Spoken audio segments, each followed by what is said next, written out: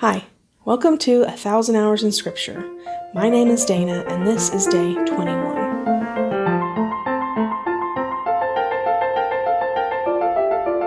Welcome back, everyone. I hope you're having a great week so far. I'm excited to touch base with everyone again. This will be a quick video. I'm going to try and do it in one shot. I have a ladies get-together I'm headed to this evening, so I'm trying to get this filmed before I head out the door for that. So, jumping right on into it, I mentioned last video that I had my monthly Bible study this week, and that was yesterday. I'm going to share the book, and again, as always, I'll try to do a link.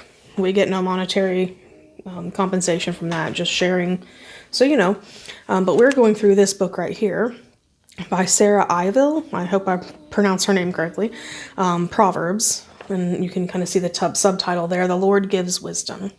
It's a pretty intense little book, honestly. It goes through usually a couple chapters at a time, and our little group doesn't necessarily go through every question or answer every question. We usually read the chapters as a group, and then we talk through some of the questions that we particularly find interesting, or we'll try to focus on one or two. But it was just a really good one. We did lesson 6. It's titled The Lord of Wealth, Wisdom, and Words. You can kind of see there. So we read through Proverbs 13 through 15, and then we kind of discussed how Scripture is, what Scripture is saying about wealth, wisdom, and words in those 3 chapters. So it was a very edifying. It was actually a very small group of us yesterday. Some of our regulars couldn't make it, so it was really just a group of us, small group of us, but it was just so edifying. It was a great time of fellowship, and, you know, even though you think, oh, I've read the Proverbs so many times, you know, you still are reminded of so many things that you need to hear time and time again, and the words, the conversation and discussion we had about words was particularly impactful to me. And I'm mulling things over in my head because there's a few other things, like one of the sermons I listened to kind of touched on the same topic. And so there's a few things like bouncing around in my noggin that I'm kind of pondering right now about words and how all these are coming together. But just really good reminders about what our speech is to be like.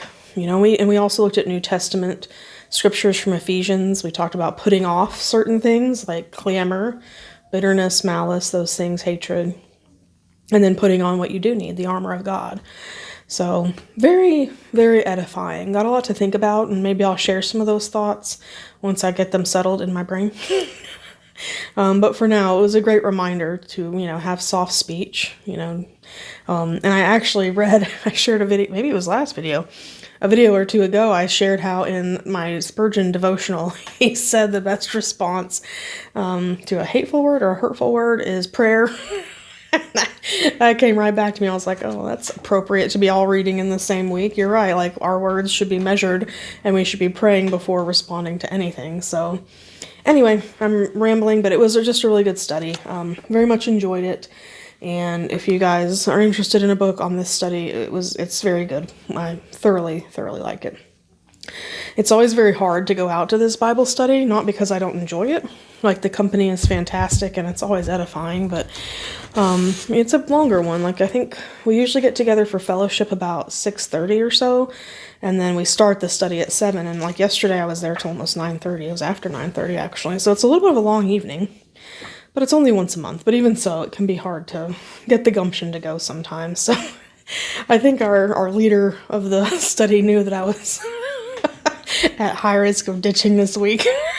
She texted me and said, don't forget our Bible study is tonight. And I was like, oh, she's calling me out. I gotta go. But joking aside, even though it's tempting to be a hermit and stay in your house, get out and go. It's always good to fellowship and be with other believers. So, okay, I'm rambling now, but just thought I'd catch you up on that. So let's jump to the tracker now. So, mixed success this week, I guess. I forgot to do the math ahead of time. I wanted to calculate this into hours because even though I like seeing it in minutes, I know other people may not. But as usual, I'm looking at my paper and I'll put it up on the screen for you guys. You can see Monday was killer. I had a great day Monday. That, of course, was largely due to the Bible study, but I also spent quite a bit of time reading my Bible, and I also fit in a sermon as well, or part of a sermon. I still have a few minutes left on it. So that was 255 minutes of study. So that really boosted me quite a bit. The other days are pretty pretty par for the course.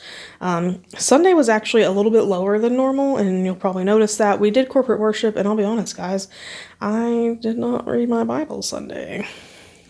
So, I don't remember why. Unfortunately, that is the second time I have done that this past week.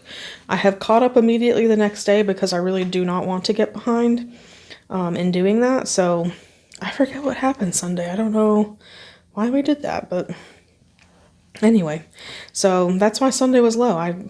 We did corporate worship, and then I forgot to read my Bible. So that did give me extra Bible reading time on Monday, though, so that caught me up there. So Tuesday's also a little bit low. Did my Bible reading, all my normal stuff, but I didn't really get any extra sermons or anything like that. I actually had, I guess at the time I'm filming this, I'm in Tuesday, so I will be going out this evening with some ladies from church. We like to go over and just hang out and have a meal every now and then and just chat. So I'll do my Bible reading. I don't think I'll be listening to a sermon, though, because I'm actually picking somebody up to take with me. We carpool.